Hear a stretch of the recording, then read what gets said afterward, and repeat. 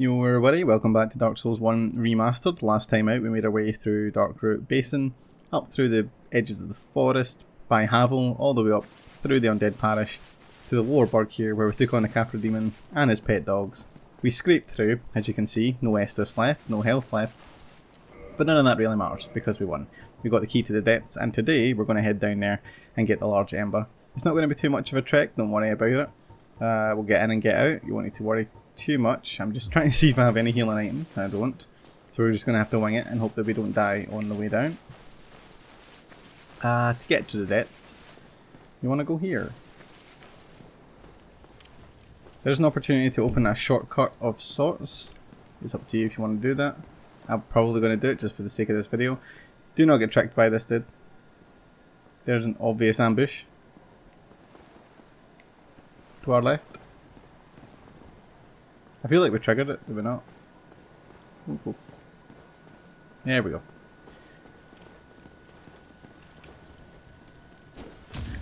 Oh, there we go. There's the parry I was talking about in the last episode. He didn't go for the riposte. And you know what? I think I know why. I don't believe you can riposte on stairs. Stairs and elevators, I don't think you can actually riposte on. Do we definitely not have any healing items? We don't. Okay, so it's time to clutch up or shut up. Let's hopefully do this without any more incident. Watch him throw a knife me from a distance. Oh no! Even worse. So we get the trade. It's not too much of a walk back, it's just the issue is having to run through all the thief guys again. What I think I'll do is maybe just run down, grab our souls, sprint through all the guys and just head to the shortcut. I know, as we found out in the last episode, the leashing on enemies in this remake, or remaster, sorry, is pretty wild, so they might follow us quite a far way, but we'll see what happens. You can see the sort of difference in mindset once you've been playing these games for a good long while, because I imagine most people watching this seeing a... Is that like a heavy roll? That is a heavy roll. Is that why we were getting scalped off the Capra Demon in the last episode? We've been heavy rolling. It's probably the change up to the Grass Crest shield, I'd imagine, actually, that's doing that. Well, let's kill this dog. Heal up and check our equipment. When in doubt, the first thing I always remove is gloves. That's fine. There we go. Remove gloves, then I remove headpiece. And if I really have to, I'd consider dropping the legs, but you shouldn't really ever. If you get into the point where you need to drop like pretty much all of your armour just to accommodate a sword and shield or something, maybe just consider using a different weapon. Or putting more points into your endurance. Which is what we will do whenever we get our 13,000 souls back. Oh, come on now. Come on now. So we're just going to sprint. The issue you run into is obviously these guys, these particular enemies, the thief enemies, they can backstab you. So we don't want that to happen, because they probably will kill us. There's one dude with a bow and arrow right here.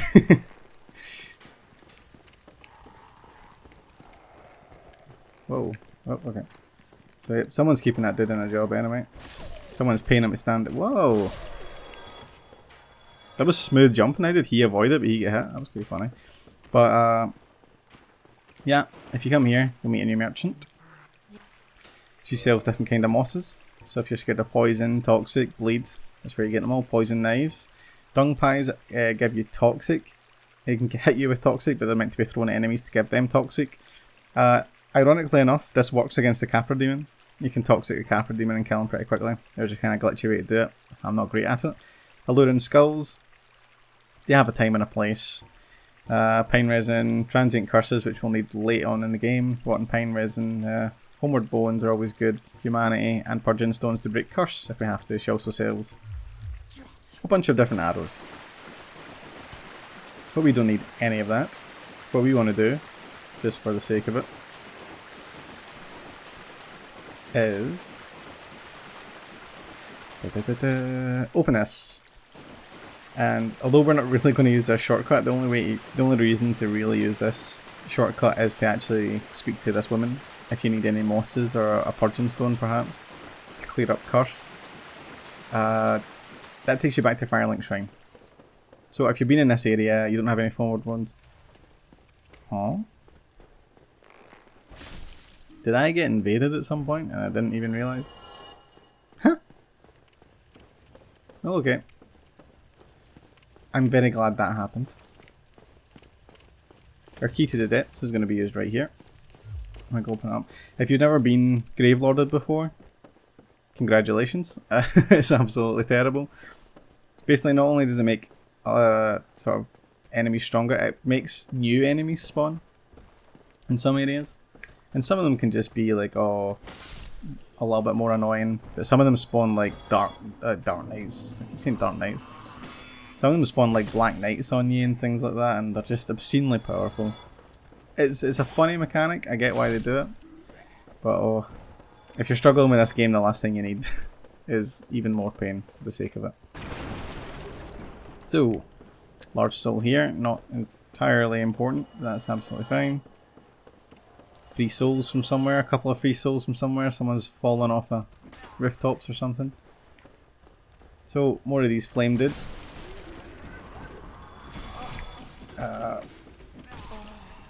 This is much like the parish when we were surrounded by a bunch of these dudes, only without torches. As you can see down below, someone is preparing something, and underneath us at this moment in time, oh, see, the aggro range is much crazier. They're not really meant to aggro from there, I don't think. But whatever, butchers are not that big of a deal.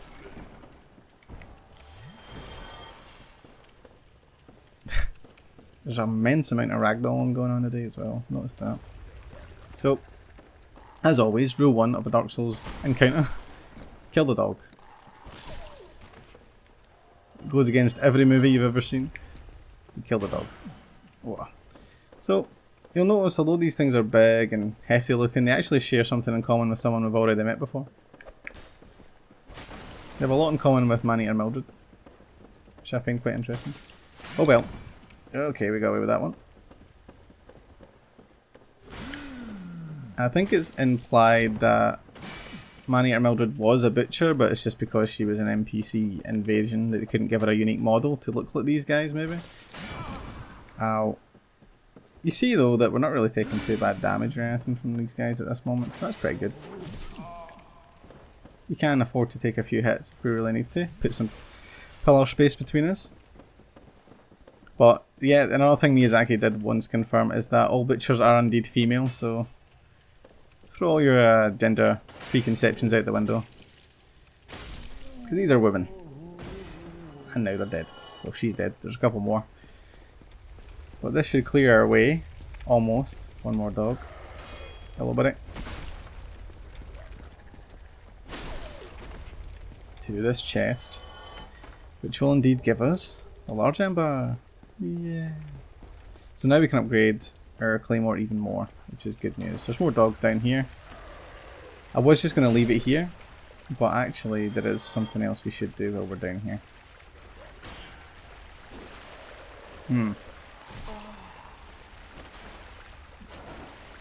I mean, look at that. Why do people hate dogs in Dark Souls games? That's exactly why.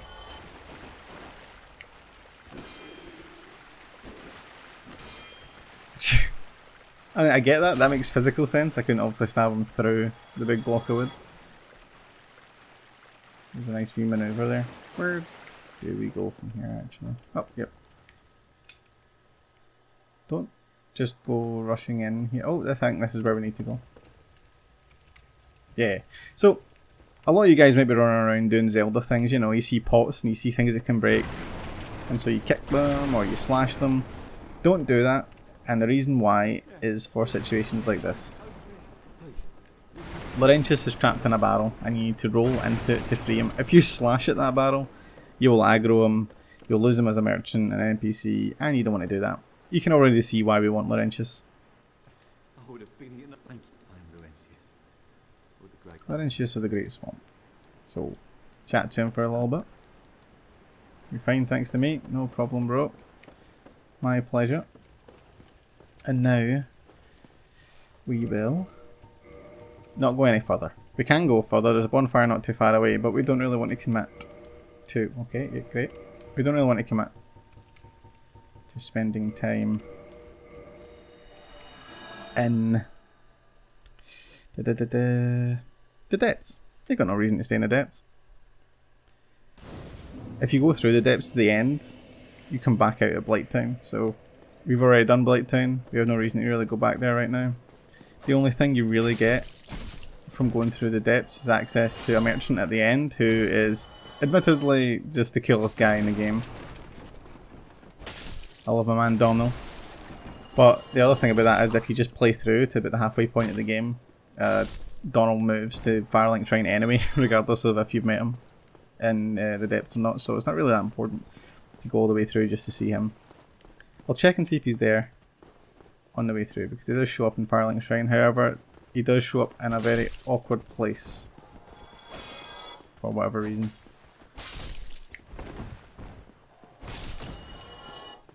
And while he doesn't serve a great lore purpose or anything,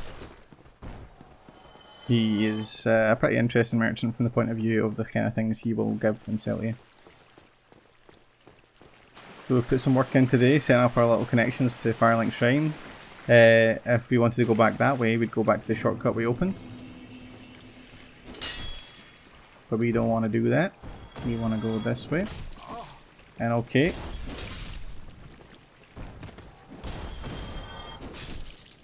Man, Lepta is like an absolute triple jump champion. You've done all this before. You know exactly where we're at and what we do here, so... Yeah, he is over there. I don't really want to jeopardize things at the moment, so we will just continue back down to the shrine. And you can see Griggs is now here. With the pool of blood in front of him. Someone's obviously tried to square go him. So we say yes. Now we can start stuff. We don't need this, of course, we're not using any of this stuff. But what he does sell are these Dragon Crest rings. If you're running sorceries, you probably want to pick these up. Makes you do more damage, and if you've got things like Hush or anything that has a lasting effect, the lingering one will make it last longer. If you read the descriptions of them, maybe not necessarily here. If you read descriptions of some of his stuff, it suggests that he came from a particular part of the sorcery school in Vinheim, which specialises in sort of also like Black Ops, special forces kind of things. He's assassins and the like. So he's a suspicious one to be sure. How many more levels? Just getting the one out of this. We'll probably just put in his strength. Why not? And we'll do this.